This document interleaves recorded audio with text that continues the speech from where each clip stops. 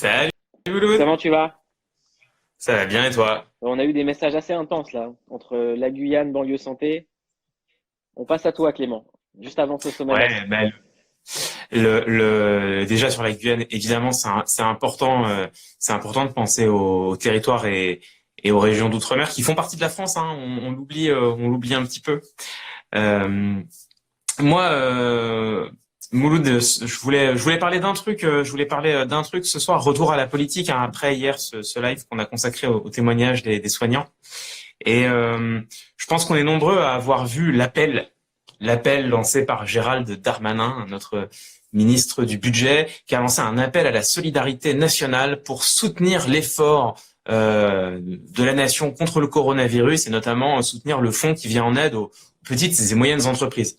Alors ce fonds, il est très bien, hein, c'est absolument nécessaire de soutenir le tissu industriel et économique de la France et notamment les petites et moyennes entreprises. En revanche, c'est quelque chose sur lequel il faut s'interroger, que le ministre du Budget lance un appel à la solidarité nationale. Il faut rappeler que le ministre du Budget, il a la main sur un outil quand même assez pratique quand on veut faire de la politique qui s'appelle l'impôt. Le ministre du Budget, il a absolument toute autorité s'il estime que c'est nécessaire, s'il estime que les moyens alloués au fonds en question sont pas suffisants. Il avait toute autorité, notamment il y a une semaine, quand ils ont fait passer justement un projet de loi de finances rectificative, il avait toute autorité pour demander une contribution exceptionnelle. Alors après, on voit comment on la flèche, hein. On peut augmenter l'impôt sur le revenu, on peut faire ex nihilo à partir de rien une contribution exceptionnelle, on peut rétablir l'impôt sur la fortune, pourquoi pas. Enfin, on peut réfléchir à plein de manières de le faire, mais il avait la main. Et il préfère appeler à la solidarité nationale. Et ça, c'est quelque chose sur lequel il faut s'interroger. C'est-à-dire que là, on a quand même l'action publique enfin la force publique, l'État qui choisit de se dessaisir d'une partie de son outil et de sa puissance, qui est celle de lever l'impôt. C'est tout à fait étonnant. Alors, moi, j'y vois plusieurs interprétations. Déjà, une première chose, c'est que l'appel exceptionnel à la solidarité nationale via les Français qui donnent, donc ça évite d'avoir à faire passer un projet de loi, une mesure fiscale définitive, pérenne. Et ça, c'est quand même très intéressant parce que tu vois, moi, j'ai été marqué hier par le témoignage de Sabrina Khalifa, qui est infirmière, Ouais, et qui alors, nous expliquait que dans son service aujourd'hui, bien sûr, c'est dramatique ce qui se passe, qu'ils n'ont pas de masque. De toute façon, tous les soignants nous disaient qu'ils n'avaient pas de masque. Hein. Donc ça, on l'a découvert. En tout cas, on en a eu la confirmation hier. Et Sabrina Khalifa, elle nous disait, elle a eu cette phrase qui est extrêmement forte. Elle disait, vous savez, là, en ce moment, on fait de la médecine de guerre dans les urgences, mais ça date pas d'hier. C'est-à-dire que avant même le coronavirus, on faisait déjà de la médecine de guerre. Et elle nous rappelait que ça lui était arrivé dans les urgences de l'hôpital dans lequel elle travaille de se retrouver seule pour gérer 36 patients. Et donc là, on voit bien qu'en fait, l'appel à la solidarité nationale dans ce moment exceptionnel, j'allais dire c'est bien. Non seulement c'est pas bien, mais surtout, c'est vraiment mettre la poussière sous le tapis, c'est oublier que la situation d'avant, elle n'était déjà pas acceptable. Et donc en fait, plutôt que de faire des appels exceptionnels comme ça, donnez-nous 3 bouts de ficelle qu'on puisse rafistoler ce qui va pas. Non, ce qu'il faut, c'est mettre en œuvre toute la structure, notamment la structure fiscale, notamment les prélèvements, pour faire en sorte que la puissance publique, les services publics retrouvent de la dignité et les moyens de remplir leur fonction. Quoi. On en est rendu là. Et donc moi, cet appel, je le trouve, en fait, je le trouve extrêmement choquant et je vais employer un mot qui est intéressant, c'est que je pense que là, on touche en fait au cœur de quelque chose de très profond. Euh, la décision de Gérald Darmanin, elle est, au sens fort du terme, idéologique.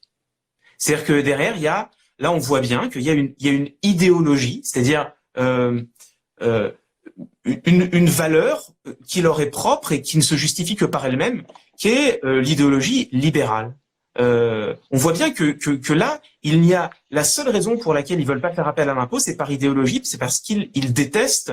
Ils détestent cet outil-là. Et note que dans ma bouche, le mot d'idéologie n'est pas péjoratif. C'est-à-dire que moi, je considère que faire de la politique, c'est faire de l'idéologie, c'est choisir un corpus de valeurs et partir du principe que c'est ça qui va permettre d'être le plus efficace dans une situation donnée. Et étant entendu qu'on n'est jamais sûr du résultat, c'est la définition de la politique. C'est peut-être que le libéralisme est l'idéologie effectivement la plus efficace, celle qui assurera le mieux le bien-être de la population, mais peut-être que c'est pas le cas. Et il y a d'autres idéologies, pour n'en prendre que deux, une idéologie éco-socialiste qu'on est en train de voir émerger, une idéologie souverainiste nationaliste qu'on a bien vu émerger. Bon, peut-être que c'est l'une de ces deux autres idéologies qui assurerait davantage le bien-être de la nation. Mais ce qui est intéressant, c'est que le gouvernement et d'une manière générale les penseurs du libéralisme depuis des dizaines d'années maintenant ont réussi à nous faire rentrer dans le crâne que le libéralisme n'était pas une idéologie, mais que c'était un pragmatisme. C'était du bon sens, que c'était même de la science, et que c'est ça qu'il fallait faire. Et que tous ceux qui voulaient pas faire ça, bah pourquoi pas, vous pouvez le dire, mais vous êtes des idéologues. Sous-entendu, vous êtes irrationnels. Eh bien non. Là, on voit bien que eux aussi s'ancrent dans une idéologie, et je crois que c'est ce que révèle la décision de Darmanin de ne pas vouloir faire appel à l'impôt.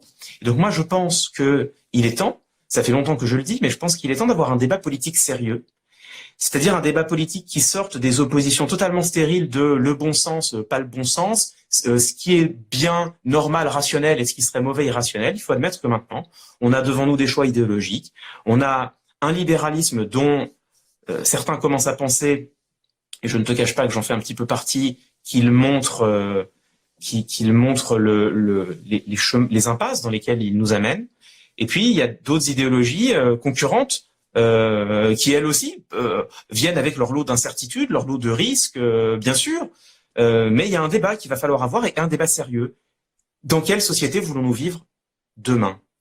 Voilà la question qui se pose. Et je crois que par la bande, incidemment, c'est cette problématique-là, sans le vouloir, je crois que Gérald Darmanin met sur la table. Il nous démontre qu'il agit dans une idéologie. Merci mon Clément.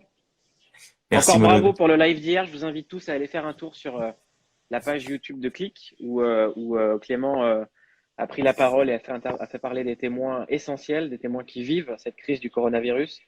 Tu le referas souvent, je l'espère. Ouais, moi aussi, j'espère, avec grand plaisir. On va alterner tous les deux. En tout cas, c'est cool.